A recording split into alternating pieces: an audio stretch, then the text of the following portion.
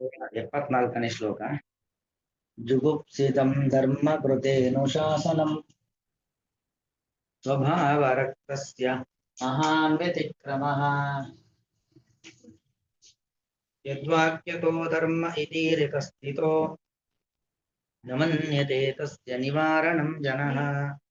ಜುಗುಪ್ಸಿತಂ ಧರ್ಮ ಕೃತೆ ಅನುಶಾಸನಂ ಸ್ವಭಾವರಕ್ತಸ್ಯ ಯತ್ ವಾಕ್ಯತಃ ಧರ್ಮಃ ಇತಿ ಈರಿತಃ ಸ್ಥಿತಃ ನ ಮನ್ಯತೆ ತಸ್ಯ ನಿವಾರಣಂ ಜನಃ.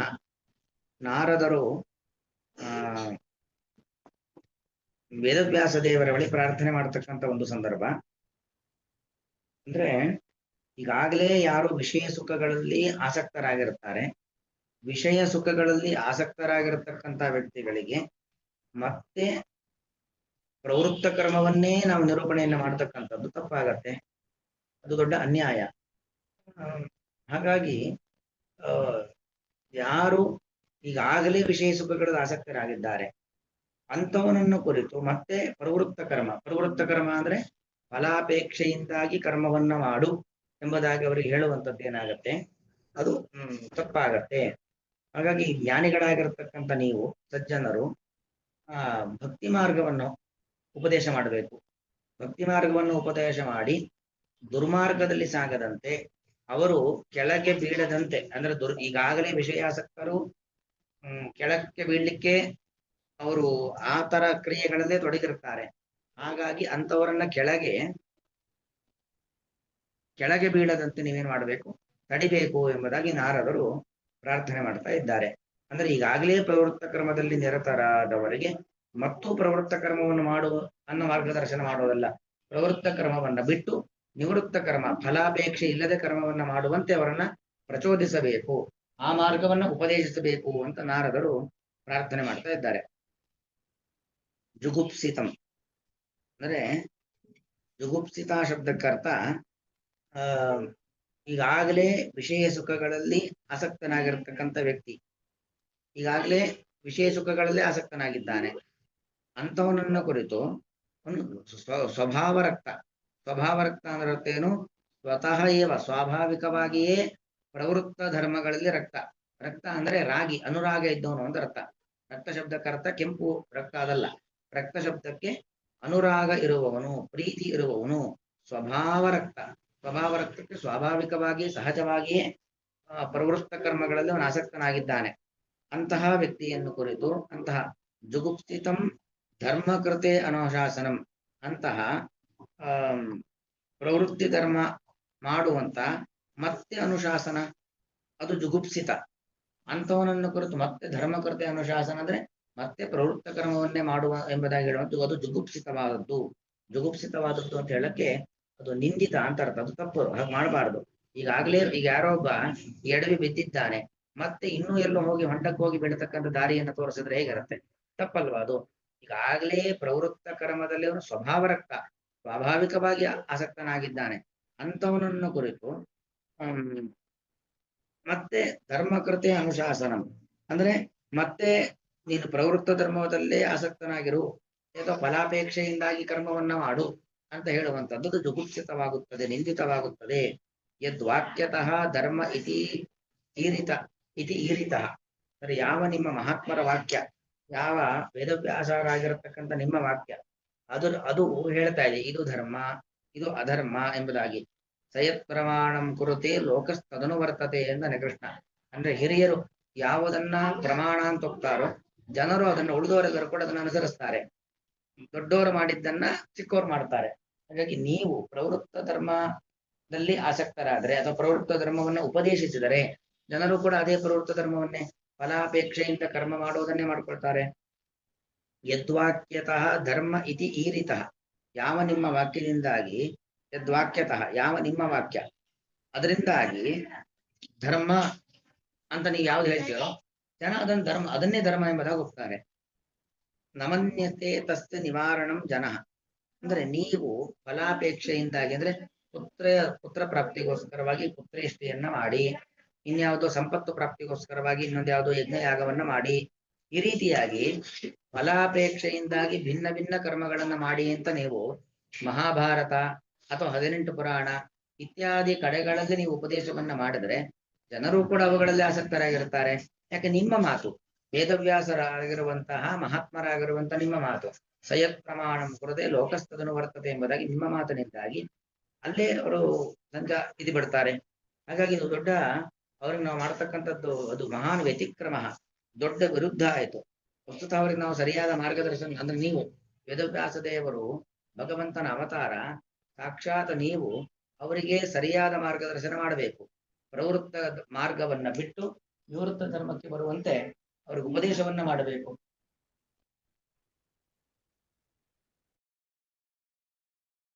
ಪ್ರವೃತ್ತ ಧರ್ಮವನ್ನ ಬಿಟ್ಟು ನಿವೃತ್ತ ಮಾರ್ಗದ ಕಡೆಗೆ ಬರುವಂತೆ ನೀವು ಮಾರ್ಗದರ್ಶನ ಮಾಡಬೇಕು. ಅದನ್ನು ಬಿಟ್ಟು ಮತ್ತೂ ಪ್ರವೃತ್ತ ಧರ್ಮದಲ್ಲಿ ಇರುವಂತೆ ನೀವೇನಾದ್ರೂ ಮಾರ್ಗದರ್ಶನ ಮಾಡಿದ್ರಿ ಅಂತಾದ್ರೆ ಮಹಾನ್ ವ್ಯತಿಕ್ರಮ, ಅದು ಬಹಳ ವ್ಯತ್ಯಾಸ ಹೋಗ್ಬಿಡತ್ತೆ ಅಂತ ಹೇಳ್ತಾರೆ. ಅಂದ್ರೆ ಯಾರೋ ಒಬ್ಬ ಮರದಿಂದ ಬಿದ್ದಿದ್ದಾನೆ. ಮರದಿಂದ ಬಿದ್ದಂತ ವ್ಯಕ್ತಿಗೆ ಅವನಿಗೆ ನಾವು ಬೇಕಾಗಿರತಕ್ಕಂಥ ಉಪಚಾರವನ್ನ ಮಾಡಿ ಆ ನೋವು ಉಪಶಮನವಾಗಬೇಕು. ಅದಕ್ಕೆ ಬೇಕಾದ ರೀತಿಯಲ್ಲಿ ನಾವು ಸಲಹೆ ಸೂಚನೆ ಕೊಡಬೇಕು. ಅದು ಬಿಟ್ಟುಕೊಂಡು ಮೊದಲೇ ಮರದಿಂದ ಕೆಳಗೆ ಬಿದ್ದು ಕೈಕಾಲು ನೋವು ಮಾಡ್ಕೊಂಡಿದ್ದಾನೆ, ಅವನಿಗೆ ಹೋಗಿ ಮತ್ತೂ ಕೋಲಲ್ಲಿ ಹೊಡೆದ್ರೆ ಹೇಗಿರತ್ತೋ ಹಾಗೆ. ಈಗಾಗಲೇ ಪ್ರವೃತ್ತ ಕರ್ಮದಲ್ಲಿ ಒಬ್ಬ ಆಸಕ್ತನಾಗಿದ್ದಾನೆ, ಅವನಿಗೆ ಮತ್ತೊಂದಷ್ಟು ಪ್ರವೃತ್ತ ಕರ್ಮ ಅಂದ್ರೆ ಫಲಾಪೇಕ್ಷೆಯಿಂದ ಕರ್ಮಗಳನ್ನ ಮಾಡು ಅಂತ ನಾವೇನಾದ್ರೂ ಹೇಳಿದ್ವಿ ಅಂತಾದ್ರೆ ಅದು ದೊಡ್ಡ ಅನರ್ಥವಾಗತ್ತೆ. ಹಾಗಾಗಿ ನಾರದರು ಪ್ರಾರ್ಥನೆ ಮಾಡ್ತಕ್ಕಂಥ ಸಂದರ್ಭ ಅಲ್ಲಿ ನೀವು ಈಗಾಗಲೇ ಅನೇಕ ಕಡೆ ಪ್ರವೃತ್ತ ಕರ್ಮವನ್ನು ಉಪದೇಶ ಮಾಡಿದ್ದೀರಾ, ಇಂತಹ ಫಲಕ್ಕೆ ಇಂತಹ ಕ್ರಿಯೆಗಳನ್ನು ಮಾಡಬೇಕು ಅಂತ ಉಪದೇಶ ಮಾಡಿದ್ದೀರಾ. ಅದೆಲ್ಲವನ್ನು ಈಗ ಬಿಟ್ಟು ಕೇವಲ ನಿವೃತ್ತ ಕರ್ಮವನ್ನ, ಯಾವ ಫಲದ ಅಪೇಕ್ಷೆ ಇಲ್ಲದೆ ಕರ್ಮವನ್ನ ಮಾಡಿ ಎಂಬತಕ್ಕಂತಹ ಉಪದೇಶವನ್ನು ನೀವು ಮಾಡಬೇಕು ಅಂತ ನಾರದರು ಪ್ರಾರ್ಥನೆ ಮಾಡ್ತಕ್ಕಂಥ ಸಂದರ್ಭ. ಅನ್ವಯಾರ್ಥ ಮತ್ತೆ ನೋಡೋಣ. ವ್ಯಾಖ್ಯಾನ ಓದ್ತಾ ಇದ್ದೀನಿ, ವಿಷ್ಣುದತ್ತರ ವ್ಯಾಖ್ಯಾನ. ಕರ್ಮ ದ್ವಿವಿಧಂ ಪ್ರವೃತ್ತಂ ನಿವೃತ್ತಂ ಚ ಇತಿ. ಕರ್ಮ ಎರಡು ತರ, ಒಂದು ಪ್ರವೃತ್ತ ಕರ್ಮ ಮತ್ತೊಂದು ನಿವೃತ್ತ ಕರ್ಮ. ತತ್ರ ಪ್ರವೃತ್ತೆ ನ ಪ್ರವರ್ತಿತವ್ಯಂ ನಶ್ವರ ಫಲತ್ವಾತು ಕ್ಲೇಶದತ್ವಾಚ. ಪ್ರವೃತ್ತ ಕರ್ಮದಲ್ಲಿ ನಾವು ಸಾಗಬಾರದು. ಯಾಕೆ ಪ್ರವೃತ್ತ ಕರ್ಮದಲ್ಲಿ ನಾವು ಸಾಗಬಾರದು, ಪ್ರವೃತ್ತ ಕರ್ಮ ಮಾಡಬಾರದು ಅಂದ್ರೆ ಎರಡು ಕಾರಣ ಕೊಡುತ್ತಿದ್ದಾರೆ. ನಶ್ವರ ಫಲತ್ವಾತ್, ಪ್ರವೃತ್ತ ಕರ್ಮದಿಂದ ಸಿಗುವ ಫಲ. ಪ್ರವೃತ್ತ ಕರ್ಮ ಅಂದ್ರೆ ಫಲದ ಅಪೇಕ್ಷೆಯಿಂದ ಮಾಡುವ ಕರ್ಮ ಪ್ರವೃತ್ತ ಕರ್ಮ. ಅದರಿಂದ ಸಿಗುವ ಫಲ ನಶ್ವರ ಫಲ. ಆ ಫಲ ಇವತ್ತು ಸಿಗತ್ತೆ, ನಾಳೆ ನಾಶ ಆಗ್ಬಿಡತ್ತೆ. ಆ ತರ ಶಾಶ್ವತವಾದ ಫಲ ಸಿಗೋದಿಲ್ಲ. ಅಷ್ಟು ಮಾತ್ರ ಅಲ್ಲ, ಕ್ಲೇಶ ದತ್ವಾಚ, ಇದು ಅನೇಕ ತೊಂದರೆಯನ್ನು ಕೂಡ ನಮಗೆ ದೈಹಿಕವಾಗಿ, ಮಾನಸಿಕವಾಗಿ, ಪಾರತ್ರಿಕವಾಗಿ ತೊಂದರೆಯೂ ಕೂಡ ಅದರ ಜೊತೆ ಇರುತ್ತೆ.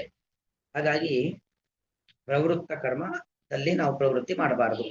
ನಿವೃತ್ತೇತು ಪ್ರವರ್ತೇತ, ಅದೇ ನಿವೃತ್ತ ಕರ್ಮದಲ್ಲಾಗಬೇಕಾದ್ರೆ ಪ್ರವರ್ತೇತ, ಅಲ್ಲಿ ಚೆನ್ನಾಗಿ ನಾವು ಪ್ರವೃತ್ತಿ ಮಾಡಬೇಕು, ನಿವೃತ್ತ ಕರ್ಮ ಅನುಷ್ಠಾನ ಮಾಡಬೇಕು. ಯಾಕೆ? ಅಕ್ಷಯ ಫಲತ್ವಾತು ಅಕ್ಲೇಶದತ್ವಾಚ. ಎರಡು ಕಾರಣ. ಪ್ರವೃತ್ತ ಕರ್ಮ ನಶ್ವರ ಫಲ ಆದ್ರೆ ನಿವೃತ್ತ ಕರ್ಮ ಅಕ್ಷಯ ಫಲ, ಕ್ಷಯವಾಗದ ಫಲ.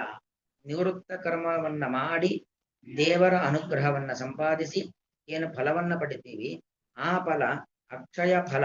ಆ ಫಲ ಕ್ಷಯವಾಗೋದೇ ಇಲ್ಲ, ನಾಶವಾಗೋದೇ ಇಲ್ಲ, ಶಾಶ್ವತ ಫಲ ಸಿಗತ್ತೆ. ಅಷ್ಟು ಮಾತ್ರ ಅಲ್ಲ, ಈ ನಿವೃತ್ತ ಕರ್ಮವನ್ನ ಮಾಡುವಂತ ಸಂದರ್ಭದಲ್ಲಿ ಯಾವ ಕ್ಲೇಶಗಳು ಇಲ್ಲ, ಯಾವ ರೀತಿಯಾಗಿರತಕ್ಕಂಥ ದೈಹಿಕ ಮಾನಸಿಕವಾದ ತೊಂದರೆಗಳಿಲ್ಲ. ಹಾಗಾಗಿ ನಿವೃತ್ತ ಕರ್ಮವನ್ನು ಮಾಡಬೇಕು. ದಯಾಲುಬಿಹಿ ಗುರುಬಿಹಿ ವಕ್ತವ್ಯಮೇವ ಏತತು. ಯಾವ ಗುರುಗಳು ದಯಾಳುಗಳು, ಮತ್ತೊಬ್ಬರ ಮೇಲೆ ಅನುಕಂಪೆ ಇರತ್ತೋ ಅಂತವರು ವಕ್ತವ್ಯಮೇವ ಏತತು, ಪ್ರವೃತ್ತ ಕರ್ಮ ಅಂದ್ರೆ ಹೀಗೆ, ನಿವೃತ್ತ ಕರ್ಮ ಅಂದ್ರೆ ಹೀಗೆ, ಅದರ ಫಲ ಇದು, ಇದರ ಫಲ ಇದು ಅಂತ ಹೇಳಲೇಬೇಕು. ವಕ್ತವ್ಯಮೇವ ಏತದ್ವಯಂ, ಇದೆರಡರನ್ನು ಹೇಳಬೇಕು. ಪ್ರವೃತ್ತ, ಯಾಕಂದ್ರೆ ಒಂದು ಒಳ್ಳೇದು ಅಂತ ಯಾವಾಗ ಗೊತ್ತಾಗತ್ತೆ ಅಂದ್ರೆ ಕೆಟ್ಟದರನ್ನ ನಿರೂಪಣೆ ಮಾಡಿದ್ರೆ ಇದು ಒಳ್ಳೇದಂತ ಗೊತ್ತಾಗತ್ತೆ.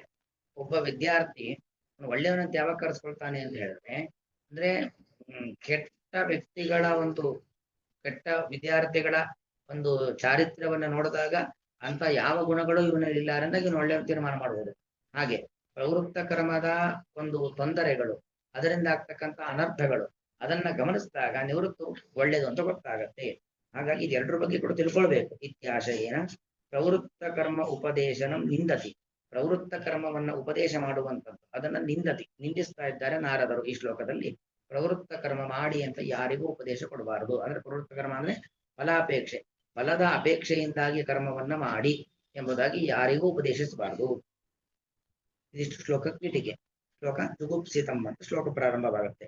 ರಾಗಿ ಸ್ವಭಾವಾದೇವ ರಕ್ತಸ್ಯ ಜನಸ್ಯ. ಸ್ವಭಾವ ರಕ್ತಸ್ಯ ಅದಕ್ಕರ್ಥ ಸಹಜವಾಗಿಯೇ ಅವನ ಸ್ವಭಾವ ರಾಗ. ರಾಗ ಅಂದ್ರೆ ಆಸೆ ಆಕಾಂಕ್ಷೆಗಳನ್ನು ತುಂಬಿದ ಒಂದು ಸ್ವಭಾವ. ರಾಗಿ ಸ್ವಭಾವಾದೇವ ರಕ್ತಸ್ಯ ಜನಸ್ಯ. ರಕ್ತ ಅಂದ್ರೆ ಅನುರಕ್ತ, ಅನುರಾಗಿ, ಆಸಕ್ತಿಯನ್ನು ಹೊಂದಿದ್ದಾನೆ.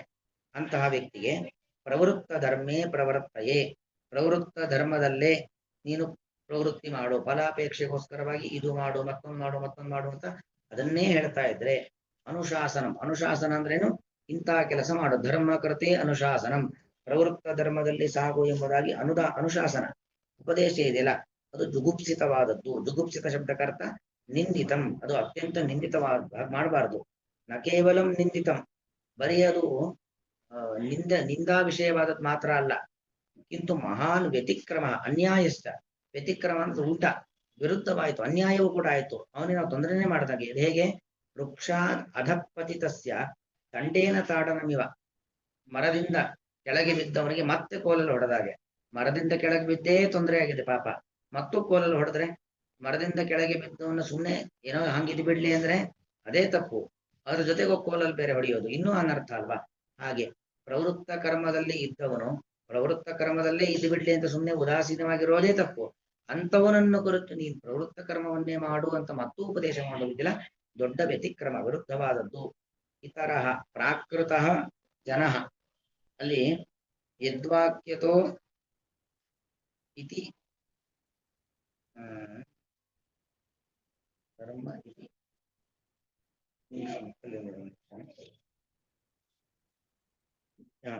ಯದ್ವಾಕ್ಯತೋ ಧರ್ಮ ಇತಿ ಇತರಹ. ಇತರಹ ಶಬ್ದಕ್ಕೆ ಅರ್ಥ ಬರೀತಾರೆ. ಯದ್ವಾಕ್ಯತೋ ಇತರಹ. ಇತರಹ ಅಂತ ಹೇಳಿದ್ರೆ ಪ್ರಾಕೃತಃ ಜನನ. ಇತರ ಶಬ್ದಕ್ಕೇನು? ಪ್ರಾಕೃತ ವ್ಯಕ್ತಿತ್ವವನ್ನ, ಪ್ರಾಕೃತ ಶರೀರವನ್ನ, ಪ್ರಾಕೃತ ಪದಗಳ ಮೇಲೆ ವ್ಯಾಮೋಹವನ್ನು ಹೊಂದಿರತಕ್ಕಂಥ ವ್ಯಕ್ತಿ. ಯಸ್ಯ ಪ್ರವೃತ್ತ ಧರ್ಮ ಪ್ರತಿಪಾದಕಸ್ಯ ಪುರುಷಸ್ಯ ವಾಕ್ಯಾತು. ನೀನು ಪ್ರವೃತ್ತ ಧರ್ಮವನ್ನು ಮಾಡು ಎಂಬುದಾಗಿ ಉಪದೇಶವನ್ನು ಮಾಡೋದು. ಅಂತ ಉಪದೇಶಕ ವಾಕ್ಯದಿಂದಾಗಿ ಪ್ರವೃತ್ತೇವ ಧರ್ಮ ಇತಿ ಸ್ಥಿತಃ. ಪ್ರವೃತ್ತ ಕರ್ಮ ಮಾಡು ಅಂದಾಗ ಪ್ರಾಕೃತ ಪ್ರವೃತ್ತ ಕರ್ಮವನ್ನೇ ಮಾಡ್ಕೊಂಡಿದ್ದು ಬಿಡ್ತಾನೆ. ಅಂತ ವ್ಯಕ್ತಿಗೆ ಇತರ ಸ್ಥಿತಃ ಇತಿ ಏಕಪದತೆಯ ಪಾಠೇತು. ಅಲ್ಲಿ ಎರಡು ತರ ಪಾಠ ಇದೆ ಇಲ್ಲಿ. ಒಂದು ಯದ್ವಾಕ್ಯತೋ ಧರ್ಮ ಇತೀತರಃ, ಇತಿ ಪ್ಲಸ್ ಇತರಃ, ಇತಿ ಈತರ, ಇತಿ ಇತರಃ ಅಂತ. ಇನ್ನೊಂದ್ ತರ ಇದೆ ಇತಿ ಇತರ ಸ್ಥಿತಃ ಅಂತ. ಇತಿ ಇತರ ಸ್ಥಿತಃ ಅಂತಿದೆ. ಆ ಶ್ಲೋಕದಲ್ಲಿ ವ್ಯತ್ಯಾಸ. ಆ ತರ ಇದಕ್ಕೂ ವ್ಯಾಖ್ಯಾನ ಮಾಡ್ತಾರೆ. ಇತರ ಸ್ಥಿತಃ ಇತಿ ಏಕಪದತೆಯ ಪಾಠೇತು ಯದ್ವಾಕ್ಯತಃ ಪ್ರವೃತ್ತೇವ ಧರ್ಮ ಇತಿ ಮತ್ವ. ಅಂದ್ರೆ ಯಾವ ಉಪದೇಶಕನ ಮಾತು, ಅವನ ಮಾತಿನಿಂದಾಗಿ ಪ್ರವೃತ್ತ ಏವ ಧರ್ಮ, ಪ್ರವೃತ್ತ ಧರ್ಮನೇ ಧರ್ಮ, ನಿವೃತ್ತ ಧರ್ಮ ಅಂತ ಇಲ್ವೇ ಇಲ್ಲ ಅನ್ಕೊಂಡು ಅದರಲ್ಲೇ ಆಸಕ್ತನಾಗಿರುತ್ತಾನೋ. ಇತರಸ್ಮಿನ್ ಪ್ರವೃತ್ತೇ ಏವ ಸ್ಥಿತಃ. ಪರಿನಿಷ್ಠಿತ ಜನ ಇತರ ಸ್ಥಿತಃ ಅಂದ್ರೆ ನಿವೃತ್ತಿಗಿಂತಲೂ ಇತರವಾದ, ಇತರ ಶಬ್ದಕ್ಕೆ ಭಿನ್ನ, ಬೇರೆಯದ್ದಾದಂತಹ ಪ್ರವೃತ್ತ ಕರ್ಮದಲ್ಲೇ ಇರುವಂತಹ ವ್ಯಕ್ತಿ. ತಸ್ಯ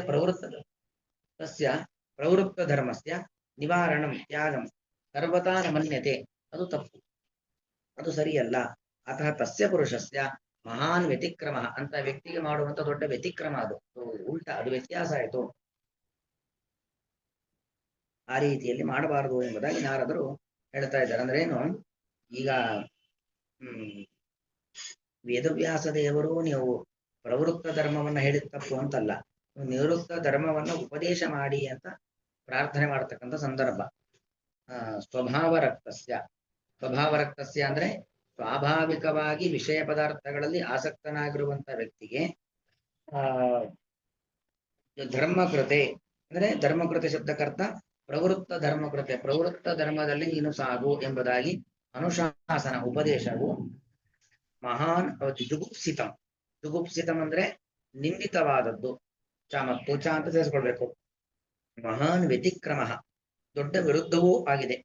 ಯದ್ವಾಕ್ಯತಃ ಯಾವ ಮಹಾತ್ಮರಾದಂಥ ನಿಮ್ಮಂತವರ ಮಾತಿನಿಂದಾಗಿ ಧರ್ಮ ಇತಿ ಇತರ ಸ್ಥಿತಃ. ಇತರ ಸ್ಥಿತಃ ಅಂದ್ರೆ ಅಥವಾ ಇತರ ಸ್ಥಿತಃ ಅಥವಾ ಇತೀರಿತಃ. ಧರ್ಮ ಇತಿ ಈರಿತಃ, ಪ್ರವೃತ್ತ ಧರ್ಮವೇ ಧರ್ಮ ಎಂಬುದಾಗಿ ಹೇಳಲ್ಪಡ್ತಿದೆಯೋ ತಸ್ಯ ಅಂತಹ ವ್ಯಕ್ತಿಗೆ ನಿವಾರಣಂ ಪ್ರವೃತ್ತ ಮಾರ್ಗದಿಂದ ಹೊರಬರುವೆಯನ್ನು ಜನ ವ್ಯಕ್ತಿಯು ನಮನ್ಯತೆ ತಿಳಿಯುವುದಿಲ್ಲ. ಅಂದ್ರೆ ಪ್ರವೃತ್ತ ಧರ್ಮದಲ್ಲೇ ಇದ್ದು ಬಿಡ್ತಾನೆ. ವೇದವ್ಯಾಸ ದೇವರು ಉಪದೇಶ ಮಾಡಿದ್ದಾರೆ ಇಂಥ ಫಲಕ್ಕೋಸ್ಕರ ಇಂಥ ಕರ್ಮವನ್ನು ಮಾಡು ಅಂತ, ಅಲ್ಲೇ ಇರೋದೇ ಸರಿ ಅಂತ ಅನ್ಕೊಂಡು ಅಲ್ಲೇ ಇದ್ದು ಬಿಡ್ತಾನೆ ಹೊರತು ಆ ಪ್ರವೃತ್ತ ಧರ್ಮದಿಂದ ಹೊರಬರುವ ಪ್ರಯತ್ನವನ್ನ ಮಾಡೋದೇ ಇಲ್ಲ. ಜುಗುಪ್ಸಿತಂ ಧರ್ಮ ಕೃತೆ ಅನುಶಾಸನಂ. ಇಲ್ಲಿ ಧರ್ಮ ಕೃತೆ ಅನುಶಾಸನ ಅಂದ್ರೆ ಪ್ರವೃತ್ತ ಧರ್ಮದಲ್ಲಿ ಸಾಗು ಎಂಬುದಾಗಿ ಅನುಶಾಸನ ಅಂದ್ರೆ ಆದೇಶ. ಸ್ವಭಾವರಕ್ತಸ್ಯ ಮಹಾನ್ ವ್ಯತಿಕ್ರಮ ಯದ್ವಾಕ್ಯತೋ ಧರ್ಮ ಇತೀತರ ಅಲ್ಲಿ ಎರಡು ತರ, ಇತೀತರ ಸ್ಥಿತ ಅಥವಾ ಇತೀತರ ಸ್ಥಿತೋ ನ ಮನ್ಯತೆ ತಸ್ಯ ನಿವಾರಣಂ ಜನಃ. ಶ್ರೀಕೃಷ್ಣಾರ್ಪಣಮಸ್ತು.